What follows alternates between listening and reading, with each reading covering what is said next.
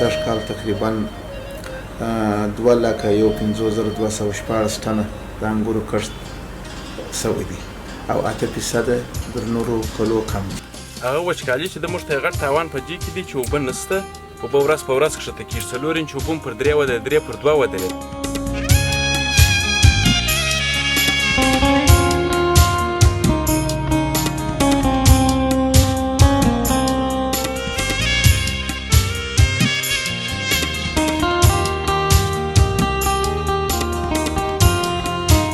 بیا دغه چور پکښې وي په دا جالۍ راتاکي، د انګورو جالۍ، دا یخې جالۍ دې د لمر ته راتاکي، د اګر کنټینر د چې مازې دروازه یې خلاصه کړې د اګر کنټینر د کاره وځي.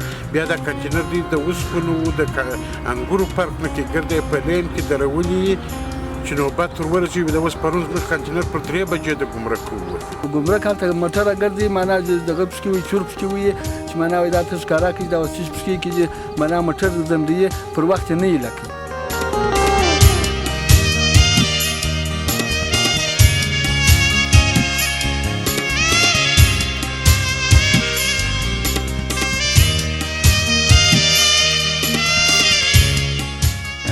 دغه لاره باید اوس چې 8 ساعته خلاصه ده، باید قلن 12 ساعته شي او په دورنما کې او په دغه کې باید 24 ساعته دا لاره د تجارت پر لاره خلاصه وي.